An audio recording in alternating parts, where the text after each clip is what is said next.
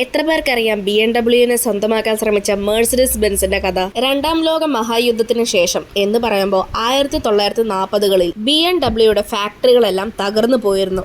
അവർക്കിനി കാറുകൾ നിർമ്മിക്കാനാകില്ല. അങ്ങനെ അവർ ബൈസൈക്കിളും പാത്രങ്ങളും തുടങ്ങിയ സാധനങ്ങൾ നിർമ്മിക്കാൻ തുടങ്ങി. വലിയൊരു സാമ്പത്തിക പ്രതിസന്ധി തന്നെയായിരുന്നു ആ സമയത്ത് അവർ നേരിട്ടുകൊണ്ടിരുന്നത്. എന്നാൽ ആ സമയത്തും മെഴ്സിഡസ് ബെൻസ് വളരെ വലിയൊരു കമ്പനിയായിരുന്നു. നല്ല പണവും ഉണ്ടാക്കുന്നുണ്ടായിരുന്നു. ആഡംബര കാറുകളും അവർ നിർമ്മിച്ചു. ഇങ്ങനെ ഇരിക്കുമ്പോഴാണ് BMW സാമ്പത്തികമായി വളരെ പുറമോട്ടാണെന്നും അവർക്കിപ്പോൾ കാറുകളൊന്നും നിർമ്മിക്കാൻ കഴിയില്ലെന്നും മനസ്സിലാക്കിയതുകൊണ്ട് മെഴ്സിഡസ് ബെൻസ് BMW വാങ്ങിക്കാമെന്ന് വിചാരിക്കുന്നത്. പിന്നീട് 1959 BMW ഓണർമാരെല്ലാവരും കൂടി ചേർന്ന് ഒരു യോഗം വെച്ചു. യോഗത്തിൽ BMW മെഴ്സിഡസ് ബെൻസിന് വിൽക്കുന്നതിനെ പറ്റിയായിരുന്നു ചർച്ച. യോഗത്തിൽ BMW ഒപ്പം തന്നെ മെഴ്സിഡസ് കമ്പനിയുടെ ആൾക്കാരും ഉണ്ടായിരുന്നു. BMW കമ്പനിയുടെ സമ്മതം മാത്രം മതിയായിരുന്നു അന്ന് മെഴ്സിഡസ് ബെൻസിന് BMW സ്വന്തമാക്കാൻ. എന്നാൽ യോഗത്തിൽ വെച്ച് ഒരു വ്യക്തി എഴുന്നേറ്റ് നിന്ന് അവരോടെല്ലാവരോടും പറയും, ഇത് ഞങ്ങളുടെ കമ്പനിയാണ്, ഞങ്ങൾക്കിത് വിൽക്കാൻ ഒരിക്കലും സാധിക്കില്ല. ആ വ്യക്തിയുടെ പേരായിരുന്നു ഹെർബർട്ട് ക്വാഡ്. അദ്ദേഹം വലിയൊരു തുക നൽകി BMW ഓഹരികൾ വാങ്ങി. പിന്നീട് അദ്ദേഹം BMW പുതിയ കാറുകൾ കൊണ്ടുവന്നു, പുതിയ മോഡലുകൾ, മികച്ച സാങ്കേതിക വിദ്യ. അങ്ങനെ BMW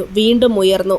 ഇന്ന് നിങ്ങൾ കാണുന്ന BMW കാറുകൾ അതൊരു വ്യക്തിയുടെ ധൈര്യത്തിന്റെയും വിശ്വാസത്തിന്റെയും ഫലമാണ്. നിങ്ങൾക്ക് BMW കാറുകളിലെ ഏറ്റവും ഇഷ്ടമുള്ള കാർ ഏതാണെന്ന് കമന്റ് ചെയ്യും. ഇതുപോലെയുള്ള കൂടുതൽ വീഡിയോസിനായി ചാനൽ സബ്സ്ക്രൈബ് ചെയ്യാനും ഇൻസ്റ്റാഗ്രാമിൽ ഫോളോ ചെയ്യാനും മറക്കല്ല്.